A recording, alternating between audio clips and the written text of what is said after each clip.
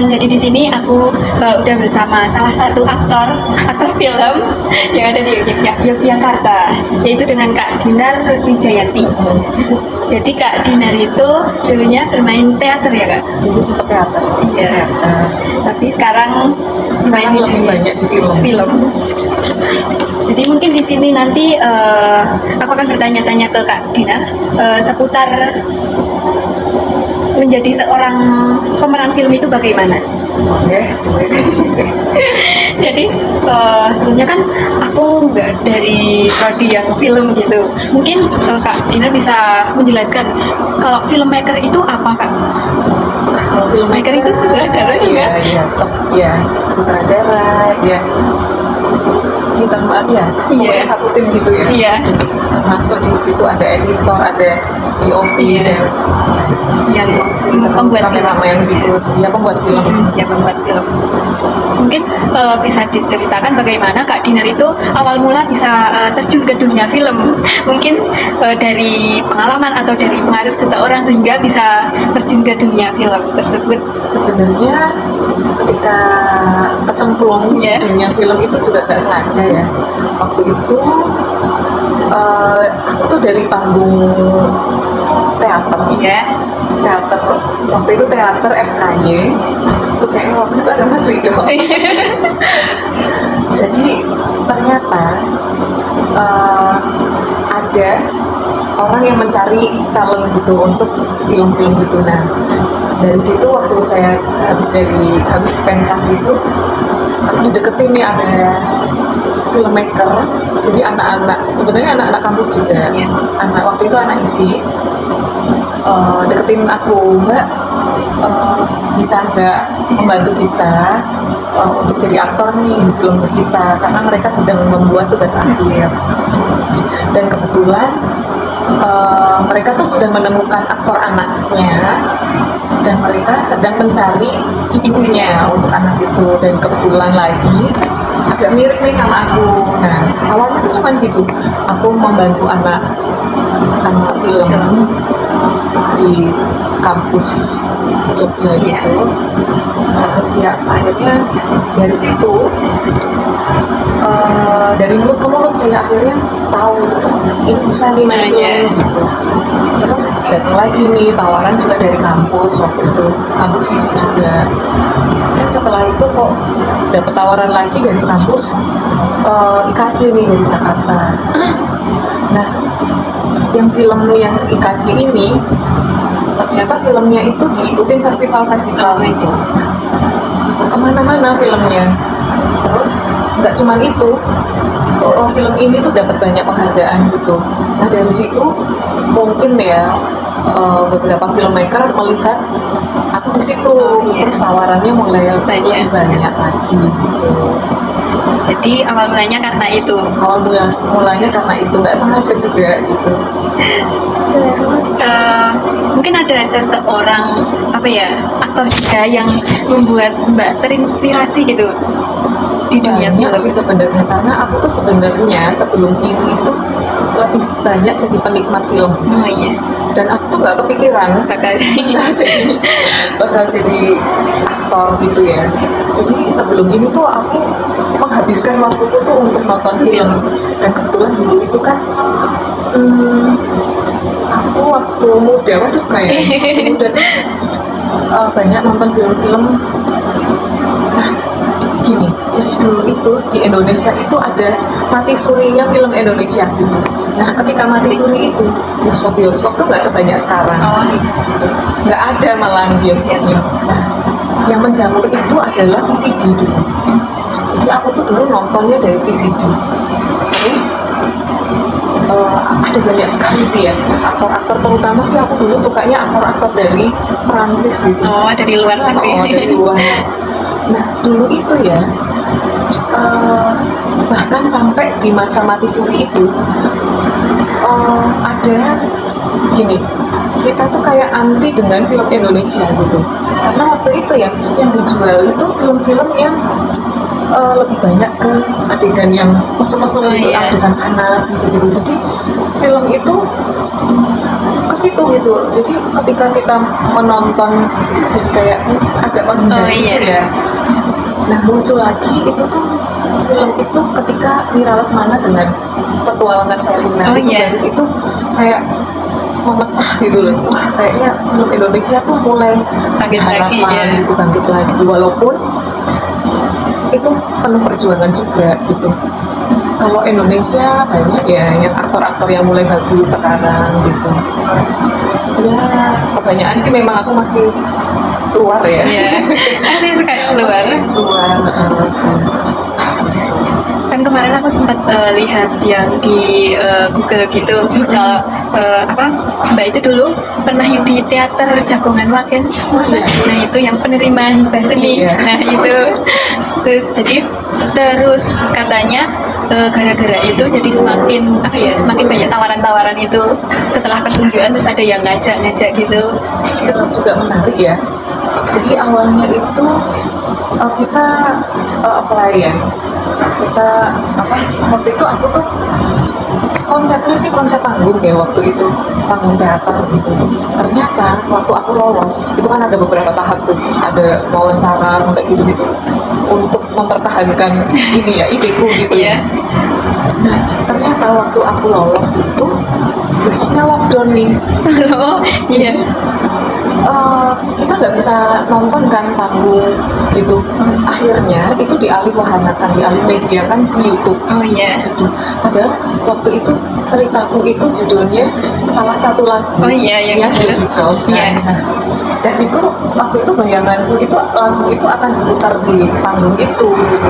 Tapi karena dialih media kan di YouTube itu jadi masalah copyright kan nggak boleh. Akhirnya waktu itu solusinya adalah aku menggandeng nih anak UNY juga, anak UNY namanya Mas Kijing, Jenar Kijing kalau tahu.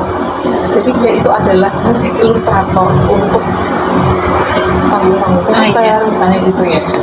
Nah terus jadi kita membuat ini lagu baru nih dari naskah yang kita bikin. Jadi cukup menarik itu prosesnya. Dan ternyata proses syuting untuk pertunjukan itu berbeda dengan proses syuting film. Sangat gimana ya? Karena proses syuting pertunjukan itu harus mewakili mata penonton nih gitu. Itu yang susah. Jadi waktu itu proses menuju ke syutingnya itu ada 5 kali kita itu latihan dengan kru gitu.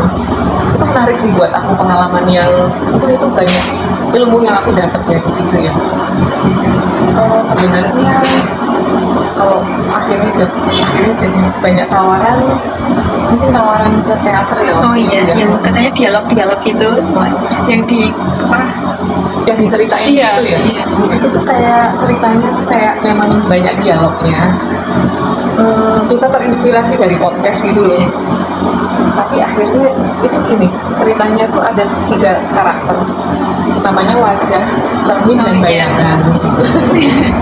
Dan ternyata di endingnya itu tuh hanya tersisa si wajah. Nah, aku tuh di endingnya itu biar penonton yang menafsirkan sendiri itu sebenarnya dialog sendiri dengan diri sendiri atau memang dengan isu-isu yang ada di sekitarku gitu.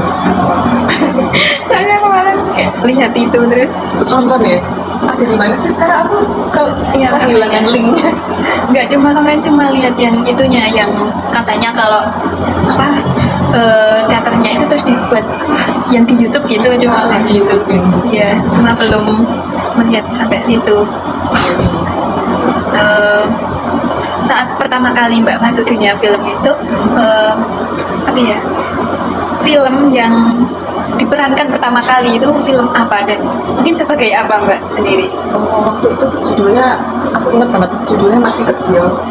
Ternyata itu genrenya itu film komedi. Tapi waktu syutingnya sangat serius gitu. Terus aku surprise banget ya waktu kita nonton bareng gitu. Ternyata filmnya lucu banget gitu. Jadi itu film komedi. Padahal pas syutingnya serius banget. Itu pinternya filmmaker sih. Meramunya. Terlalu pinter. Mungkin kan sampai saat ini banyak Mbak menjadi peran dalam beberapa film. Nah, mungkin dari beberapa film tersebut, peran yang mungkin menurut Mbak sangat menantang itu di film apa? Film horor. Iya, banyak film horor. Karena film horor itu susah ya. Jadi gini, film horor itu susahnya itu sebagai aktor itu harus memunculkan sesuatu yang tidak ada. Jadi ada seperti ada. Jadi misalnya gini, itu di situ seolah-olah ada pocong gitu. Padahal nggak ada, yang ada kan kamera dan kru kan. Jadi aku harus membuat ekspresiku itu ketakutan karena di situ ada pocong. Terus yang kedua yang susah itu biasanya aku jadi berperan jadi seseorang yang serem gitu. Dan itu tantangannya karena aku baru ini aku tuh dapet film yang susah banget ya, karena di situ aku jadi ibu yang jadi hantu. Itu tantangannya, aku mau di make up dengan make up yang serem, dan waktu itu tuh aku pakai itu softline yang putih. Jadi benar-benar putih, dan itu softline-nya itu softline buta tuh loh. Jadi nggak bisa lihat apa-apa gitu. Jadi ketika aku didandani terus masuk ke set itu tuh aku digandeng sama orang. Jadi di situ tuh aku harus membiasakan dengan situasi yang aku nggak tahu sama sekali kan di situ. Terus aku hanya mendengarkan arahan dari sutradara, Mbak ini situasinya begini, kamu nanti begini. Oke, nanti aku harus melihat kemana nih? Kan aku harus tahu. Kamu arah pandanganmu tuh nanti ke sebelah kananmu gitu kan? Karena nanti si orang yang akan berdialog sama kamu tuh di situ. Dan itu yang susah lagi itu tuh aku harus berani malu ya, karena terus teriak-teriak. Itu tuh bener-bener aku tuh di luar aku ya, di luar kendali, maksudnya di luar karakter sehari-hari kan. Dan yang keempatnya itu aku harus kembali ke karakterku sebagai aku ya gitu. Itu butuh waktu ya. Jadi di lokasi itu kan sebenarnya peranku itu kan meledak-ledak ya. Di semua scene tuh aku marah-marah, nangis, teriak-teriak gitu. Nah, karakter itu terbawa kan ke aku. Jadi di lokasi pun aku banyak diem ya, karena takutnya aku nanti akan marah-marah ke kru ya, karena aku marah terus gitu ya, marah terus. Jadi dan yang susah itu aku harus meninggalkan karakter itu di lokasi. Ketika aku kembali ke rumah, aku harus kembali menjadi diri sendiri. Itu memang butuh waktu ya untuk itu. Jadi benar-benar susah. Iya. Jadi film horor itu susahnya, dan gini, susahnya lagi itu kerja tim ya. Jadi gini, semisal ya waktu itu aku harus buka pintu dengan teriak. Di saat bersamaan ketika pintu itu dibuka, itu lampu sama asap, ada efek asapnya itu bersamaan keluar gitu. Nah itu kan susah ya, karena kadang nggak bisa bareng. Jadi emosiku itu harus sama pada itu PR susah gitu. Terus harus take beberapa kali dengan emosi yang sama. Itu menurutku nggak mudah. Itu yang berkesan ya. Kalau peran dalam film yang paling favorit, paling seneng di film itu, jadi peran di film itu mungkin di film apa? Pasti genre yang bukan horor. Enggak juga sih. Ada beberapa sih yang menurutku favorit gitu ya. Maksudnya ketika aku dapat banget nih gitu ya. Karena naskah-naskah yang masuk itu kan banyak ya. Dan hanya beberapa yang aku tuh bisa, ya ampun ini tuh kena banget di aku gitu ya. Ada beberapa film drama yang itu kena banget tuh. Itu kayak misalnya aku tuh sampai nangis banget gitu tuh. Ada beberapa ya, ada web series. Aku sebutin judulnya nggak sih? Nggak usah ya? Atau gimana? Disebutin nggak apa-apa nanti. Oh ini ada web series judulnya itu Cinta dalam Sebelas Tali Sepatu. Itu berkesan ya buat aku karena kena aku di sini. Terus ada lagi web series juga itu, jadi aku di situ perannya jadi ibu yang demensia. Itu juga susah karena aku gimana ya, aku berperan dengan dua karakter sekaligus kan. Ketika aku kumat demensianya, aku kan jadi kayak orang gila kan. Nah, terus di satu sisi aku jadi orang yang kalau normal aku tuh jadi kayak lemah banget gitu. Itu. Terus film horor ada yang aku suka ya, maksudnya karena susahnya itu aku jadi suka. Ya itu yang karena di situ tuh aku merasa benar-benar kayak digembleng gitu loh. Ada beberapa sih film horor yang aku tuh belum keluar di bioskop gitu, itu sampai aku tuh dikasih belatung benar-benar aku ketakutan deh, karena binatang itu kan gigit-gigit aku kan, itu gila, aku teriak-teriak gitu, mas udah itu berkesan sih. Jadi emang nggak mudah. Iya, makin lama tuh makin susah ya. Makin susah ya perannya. Iya. Terus selain tantangan-tantangan tadi kayak mungkin peran film horor, peran yang menantang, itu tantangan selain itu saat menjadi seorang aktor dalam dunia film Banyak sih. Terutama ketika kita harus menjaga attitude ya.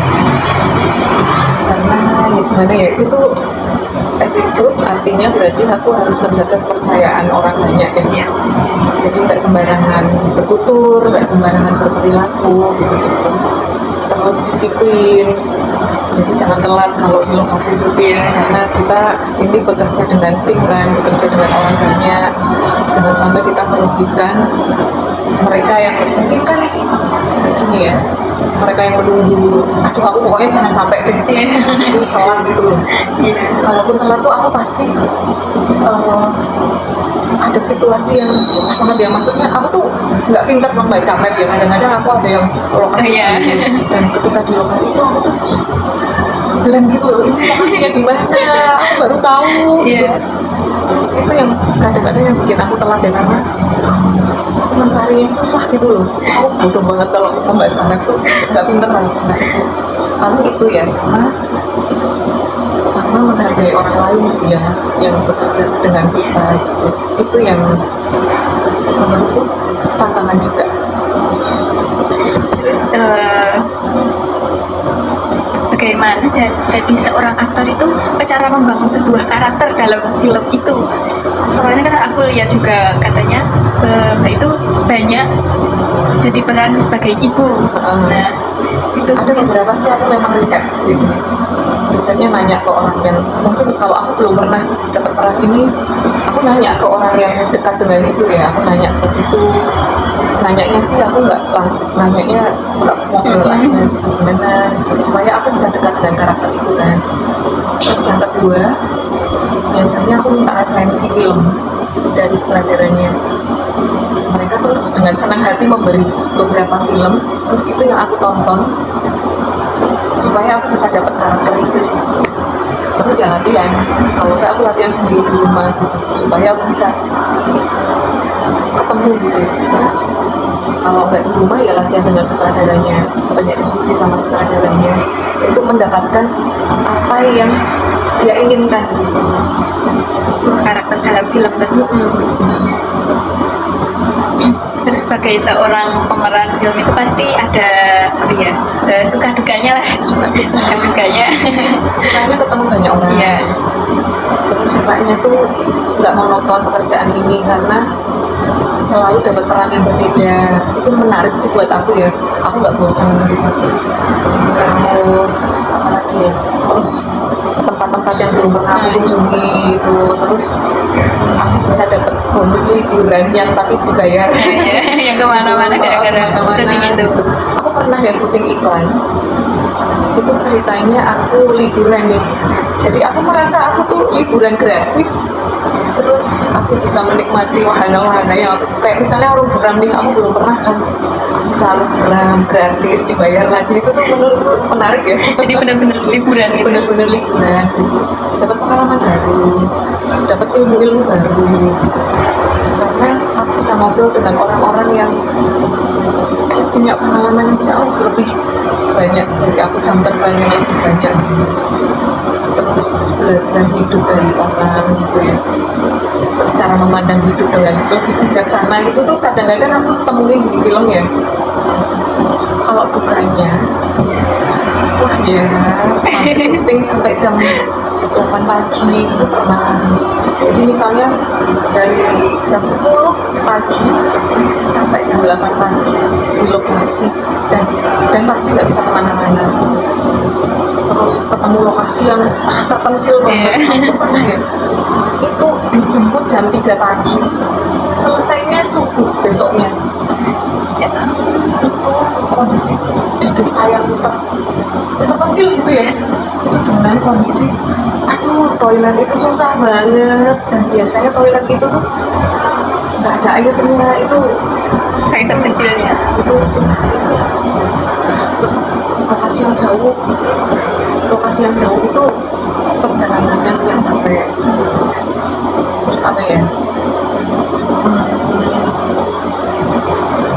paling itu ya yang dukanya atau ketemu orang yang jutek gitu wah gitu, atau ketemu sutradara yang galak dibentak-bentak, itu juga pernah. Tapi itu juga tergantung kita sih melihatnya. Oh ya, ini awalnya sih sakit hati ya dibentak-bentak gitu ya, cuman oh ya udahlah, berarti aku ini akan naik kelas nih gitu. Aku dapat pelajaran baru, dapat ilmu baru. Jadi kalau misal syuting film horor tengah malam itu benar-benar tengah malam. Kalau syuting horor itu biasanya aku malah dijemput sore gitu. Sore gini dijemput, syutingnya malam. Syutingnya malam di tempat yang serem-serem gitu. Misalnya syuting di hutan. Ya, kebanyakan di hutan. Terus di tempat yang pohon gede itu serem-serem. Terus rumah-rumah yang kayaknya lama nggak ditinggali itu. Wah, Serem sih. Untungnya sih ada dukunnya ya, ada orang pintarnya yang menjagain. Biasanya orang pintarnya itu kasih tahu, coba nanti kamu nggak boleh ngomong perusuh, nggak boleh sembarangan marah-marah. Terus apa ya, kalau cowok sih mungkin nggak boleh tipis sembarangan gitu. Pokoknya nggak usah mikir yang aneh-aneh gitu. Terus pesannya lagi, nanti kalau badan itu pegal-pegal itu ngomong ya, itu artinya ada sesuatu. Iya.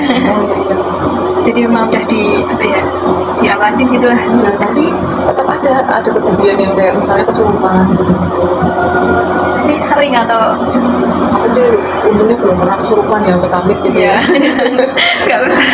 Tapi temanku yang cerita tuh wah serem banget sih, sampai dibuntutin ya. Nih sama memang horor tuh benar-benar Tantangan sih ya. Tapi kok ya yang laku tuh di Indonesia horor ya. Tapi mungkin makin kesini makin banyak komedi, drama gitu. Mungkin ada kejenuhan juga ya. Tapi banyak juga kayak anak muda itu sukanya horor gitu, kalau bioskop horor. Aku tuh ketika jadi kan gini, kalau habis syuting terus besok ada screening kan, mbak yang nonton bareng gitu ya. Wes aku datang ya, ketemu sutradaranya, ketemu teman-teman gitu, seneng ketemunya. Tapi pas aku nonton tuh kadang-kadang di tengah-tengah tuh aduh kok tak mengerikan banget. Jadi aku tuh sampai kok nggak selesai. Kadang tuh aku nggak datang karena takut takut nonton, karena kan kok di bioskop mau nggak mau kan tuh di situ terus kan. Beda kalau di Netflix ya, aku udah Bisa tutup nonton kanal atau dilewati bagian itu. kalau di bioskop bener-bener Soalnya jadi serem banget gitu loh. gelap terus terus mungkin Mbak sekarang ada proyek yang dalam waktu dekat ini akan diwujudkan, atau sekarang sedang menjalankan proyek ini? Sedang. Ini sampai akhir bulan jalan 4 film pendek. 4 film pendek. Ya cukup reaksinya. Maksudnya cukup beratnya itu karena harus ngapalin dialog dengan naskah yang berbeda kan. Terus latihan, jadi itu karakternya beda-beda semua. Ada 1 film horor, terus 1 film, 3 ini film drama yang mental health semua. Terus itu Mungkin syutingnya cuma di daerah Jogja atau di luar. Yang 3 ini di Jogja, yang 1 di Kulon Progo. Ya tetap di Jogja, cuman agak sejauh. Ya, 4 film 1 bulan. 1 bulan 5 film. Ada 1 yang udah selesai. Itu horor juga kemarin. Itu syutingnya ya ampun, dari jam 6 sore sampai jam 7 pagi. Sorry, 7 pagi. Ya Allah. Ya, gitu. Sama 1 iklan yang udah selesai kemarin. Yang itu juga di Magelang. Oh, Itu juga dijemputnya jam 4 pagi. pagi. Ya Allah. Karena rata-rata tuh kalau syuting tuh memang ini ya, kita kejar-kejaran dengan matahari gitu. Kalau pagi tuh mataharinya masih bersahabat, masih enak. Kalau udah apalagi nih bulan-bulan hujan nih. Kalau hujan Ya, udah kadang-kadang kita nunggu hujan gitu-gitu.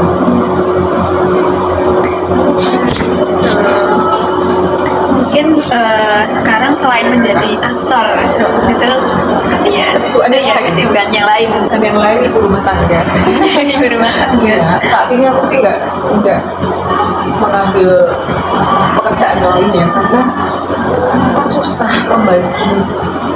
Mungkin aku aja yang belum bisa membagi ya, karena membagi jadwal itu ternyata susah, terus membagi emosinya juga susah gitu. Untuk sementara sih masih 1 pekerjaan ini aja. Nanti kalau mungkin sudah aku bisa beradaptasi ya, karena aku tuh sebenarnya kalau dibandingin teman-teman yang lain itu tuh aku mungkin baru ya untuk mereka, baru 5 tahun. Lama ya. Baru 5 tahun, karena teman-teman aku mulai ketemu sama teman-temanku tuh yang mulainya tuh 2009, 2010 Dari dulu. jadi yang jam terbangnya udah lama, mereka udah FTV-an, aku dulu masih di rumah, mungkin aku masih dengan pekerjaanku yang lain, mereka udah di situ. Itu jadi aku sih menyesuaikan mereka yang sudah lebih dulu berkecimpung di dunia ini ya, karena ternyata memang gak gampang, PR-nya banyak, harus belajar apa. Terus kok bisa ngapalin naskah itu dengan waktu yang mungkin nggak lama. Iya. Gimana ya? Kalau udah terbiasa. Ada sih metodeku yang tak pakai gitu ya. Jadi biasanya aku tahu sih benang merahnya dulu, ceritanya gimana. Nanti aku tinggal milihin nih. Ini. Oh ya, nanti sebelum take aku baca lagi. Gitu sih. Mungkin cuma itu tentang sebagai aktor tadi. Mungkin yang terakhir dari Mbak ada nasihat untuk generasi muda yang ingin mengikuti jejak menjadi seorang aktor film. Kayaknya sih teman-teman muda ini kayaknya lebih terbiasa ya dengan kamera, karena generasiku nih ya, aku tuh belum ada HP kan waktu aku kecil gitu, belum ada HP. Kalau menurutku kalian tuh lebih gampang ya nonton kayaknya ya. Cuman begini, aku tuh pada akhirnya kan ada beberapa tawaran tuh konten-konten gitu ya, konten-konten kayak misalnya untuk TikTok, untuk Instagram yang durasinya itu pendek gitu ya. Akhirnya tuh aku juga harus belajar dari kalian gitu, maksudnya karena kayak misalnya yang di TikTok ini itu kan beda ya dengan film pendek misalnya gitu ya, walaupun dialog-dialognya hampir mirip, cuman itu tetap aku harus belajar ya gitu. Tapi untuk teman-teman yang pengen belajar jadi aktor, itu yang pertama memang harus ada niat nih, harus memang pengen benar-benar jadi aktor gitu. Terus kalau menurutku ada hal yang ini ya, jadi gimana ya, memang harus belajar acting sih ya. Sekarang ada kelas-kelas acting untuk teman-teman belajar gitu ya. Kalau aku tuh dulu terbantu dengan teater kan, Jadi udah terbiasa membaca naskah gitu. Itu juga lumayan membantuku ya, walaupun sebenarnya menurutku di panggung dan di film itu berbeda ya caranya. Jadi kalau di teater itu kita suaranya harus gede nih gitu ya, karena penontonnya kan jauh, kita harus bisa sampai ke penonton dan suara kita itu pertama.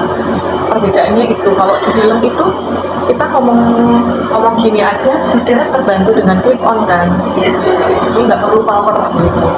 Terus ekspresi, kalau di teater kita harus benar-benar ekspresif gitu. Nah kalau di film itu karena layarnya cuma segini kan, kita begini aja itu sudah menunjukkan ekspresi gitu. Jadi memang ada beberapa hal yang berbeda ya gitu. Tapi memang kita harus belajar sih, mau belajar acting, membaca buku-buku.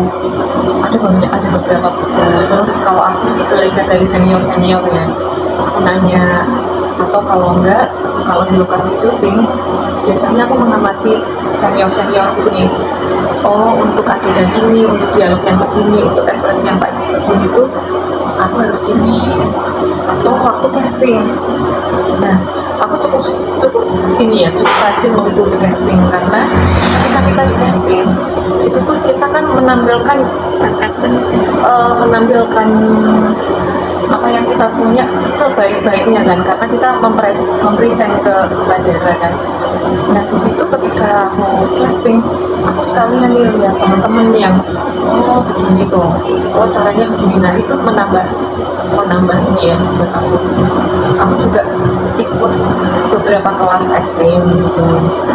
Nah kebetulan kemarin ini aku dapat film yang dimentori Pak Agus Kencor, terus Pak Julio Seno Aji, sama Mas Yogi Kurniawan. Nah ini kan orang-orang penting nih di filmnya. Nah itu termasuk apa ya, menurutku caraku mencari ilmu ya. Nah itu kalian kalau mau jadi aktor jangan malas untuk belajar, pertama itu. Terus yang kedua, banyak nonton film, jangan cuma nonton film Indonesia tapi juga film luar. Tapi film Indonesia itu cukup apa ya, menurutku cukup bisa untuk kita belajar, karena itu yang dekat dengan kita kan. Maksudnya referensi nggak mungkin kan kalau kayaknya beda gestur ya, orang Amerika dengan orang Indonesia kan. Nah gitu, jadi kalian harus jeli-jeli melihat itu. Terus apa ya, yang penting belajar. Yang penting belajar, disiplin itu, menghargai waktu. Terus sama apa ya, kalau aku tuh pernah ya ketemu sama Matias Mucus sebelahku kan pas nunggu take itu. Aku nanya, karena kan dia udah lama banget ya, jadi ketika aku dapat film-film layar lebar, aku tuh beruntungnya aku ketemu sama orang-orang yang memang di industri itu kan, yang sudah terbiasa kerja di Jakarta dengan apa ya, dengan cara kerja orang Jakarta kan beda ya dengan di Jogja gitu. Itu aku nanya beberapa, kayak misalnya Matias Mucus, gimana sih cara Om itu biar selalu fit ketika di lokasi, ketika di depan kamera? Ya pokoknya kamu cukup tidur, minimal kamu 5 jam lah, itu kamu harus. Karena ya kayak tadi ya, misalnya aku pulang pagi, itu kan tidurnya aku pasti kurang banget juga kan. Jadi gini, cara mengakaliku. Jadi di lokasi itu kalau misalnya mereka lagi nge-set gitu, atau temanku yang take gitu ya, itu aku tidur belum gitu. Kadang ada temanku, kamu mau bunuh waktu gimana, kamu membaca novel, aku membaca, wah tak pakai tidur lah kalau nggak lihat mereka. Terus kalau sampai pagi gitu, aku biasanya tak bales nih, aku tidur. Harus tidur. Karena kalau enggak ya tubuh kita yang kasihan, kita juga stres. Masa aku di depan kamera muka aku sakit atau muka aku loyo. Ya itu aku ngakal-ngakalinnya gitu. Aku banyak di rumah sih kalau enggak syuting, kayak di rumah tidur nonton film. Itu paling enak. Itu ya tips-tipsnya. Jadi mungkin itu tips untuk generasi sama muda. nggak boleh sombong. Nggak boleh sombong. Iya, nggak boleh sombong, karena gimana ya, itu tuh memang berat ya. Karena gini loh, di film itu kamu tuh sangat dimanjakan ya, maksudnya kepanasan dipayungin, enggak tak ambilin makan ya. Itu kan aku merasa kayak di ini ya, wah aku kayak di servis Diratukan banget gitu. gitu. Mbak nanti dijemput syutingnya gitu, Mbak mau apa nanti tak bantu gitu. Itu tuh aku merasa wah aku kayak seolah-olah gitu ya. Tapi itu harus kembali lagi sih, kita harus berpijak lagi di bumi. Semoga aku bisa tetap rendah hati sih, itu kunci sih sebenarnya. Jangan sombong.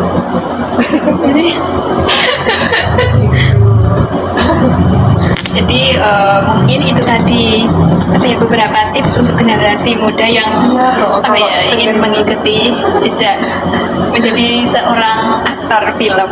Ya tapi memang gak gampang sih, apalagi kalau film layar lebar gitu, kebanyakan sih kita yang di Jogja itu sebagai supporting sih, kebanyakan kan main talentnya aktornya tuh dari Jakarta, kita sebagai misalnya aku gitu ya, jadi ibunya tokoh pemeran utama gitu, jadi jarang ya aktor Jogja itu yang jadi pemeran utama gitu.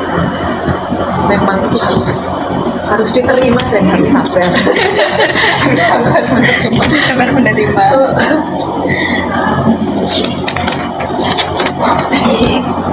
Jadi begitu. Jadi mungkin itu saja yang dapat saya tanyakan.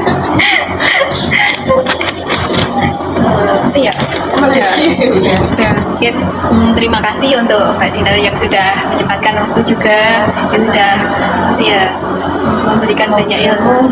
Semoga ini bisa menginspirasi, bisa apa ya, memberi wawasan baru ya buat teman-teman, bahwa sebenarnya apa yang kalian lihat di layar kaca, itu tidak seenak yang sebenarnya terjadi di lapangan. Iya.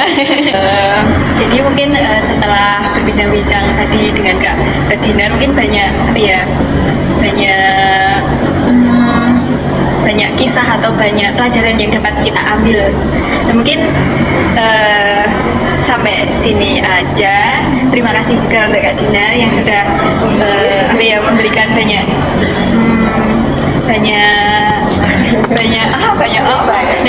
pengalaman terkait dengan yang berbagi tentang film tersebut.